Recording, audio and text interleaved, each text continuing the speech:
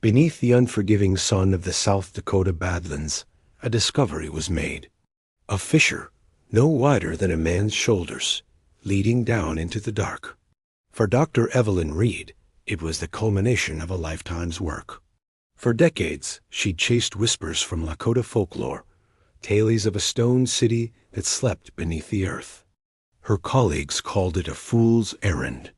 But Evelyn, with her small, loyal team, knew she was on the brink of rewriting history. The descent was suffocating. The air grew thick, heavy with the taste of ancient dust and minerals. What they found wasn't just a cave system. It was a city.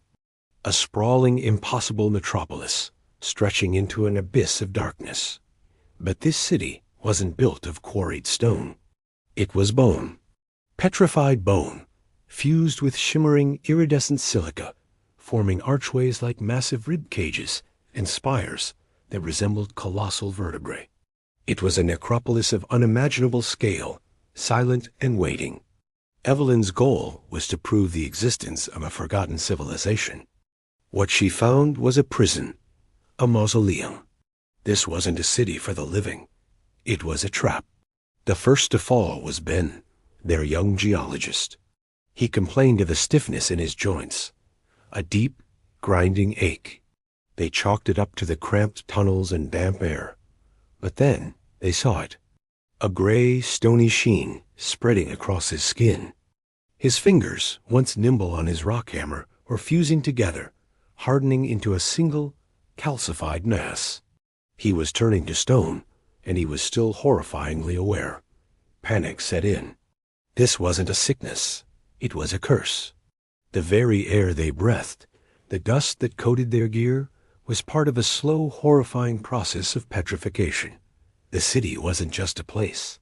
It was an entity. A predator? The Lakota legends hadn't spoken of a lost civilization. They had warned of a petrifying horror, a geological behemoth that lured prey into its depths to preserve them as eternal, silent statues. One by one, Evelyn's team succumbed. Their movements became jerky, their bodies cracking with every pained step. Their pleas for help became muffled moans as their jaws began to lock, their faces hardening into masks of terror. Evelyn felt it too, a deep, cold stiffness creeping up her own limbs. The skin on her forearms felt like sandpaper. Time was running out. She was no longer an archaeologist seeking discovery. She was a survivor fighting for her very essence. Her geological expertise was her only weapon. She understood the structure of this monstrous place, the way the silica veins ran like a nervous system through the bone architecture. This living city had to have a heart, a central core that powered its petrifying curse. Following the densest energy readings on her survey equipment, she pushed deeper, leaving the horrifying statues of her friends behind. Their eyes, still glistening with life, followed her as she went. The tunnels twisted and narrowed, forcing her to crawl. The rock around her seemed to pulse with a faint violet light. The sound was no longer silence, but a low, resonant thrumming, like a colossal heartbeat. It was a sound that vibrated through her bones, accelerating the calcification, making her own heart pound in a desperate, panicked rhythm. She finally broke through into a vast, central cavern. And there it was, the city's heart. A crystal of impossible size, hanging suspended in the center of the chamber, pulsating with an inner, malevolent light. It bathed the cavern in an ethereal glow, illuminating the countless other victims trapped in the wall's creatures from every geological era, frozen in moments of agony. Her team wasn't the first.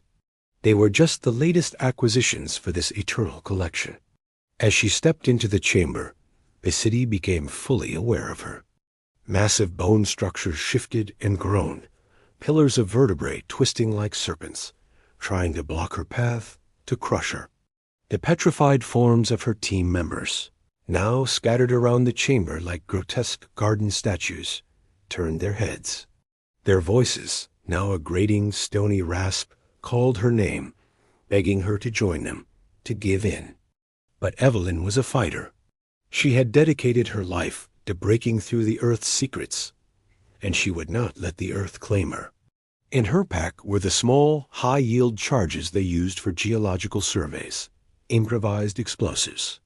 With her movements becoming agonizingly slow, her fingers stiffening with every passing second, she worked frantically, wiring the charges together. Bone shards rained down from the ceiling. A massive, rib-like archway lunged towards her. She rolled aside just as it slammed into the ground where she'd been standing, shattering the stone floor. She had one chance. With the last of her strength, she hurled the makeshift bomb at the base of the pulsating crystal. The explosion was deafening, a flash of pure white light that momentarily blinded her. The heart crystal shattered into a million iridescent shards. The thrumming stopped.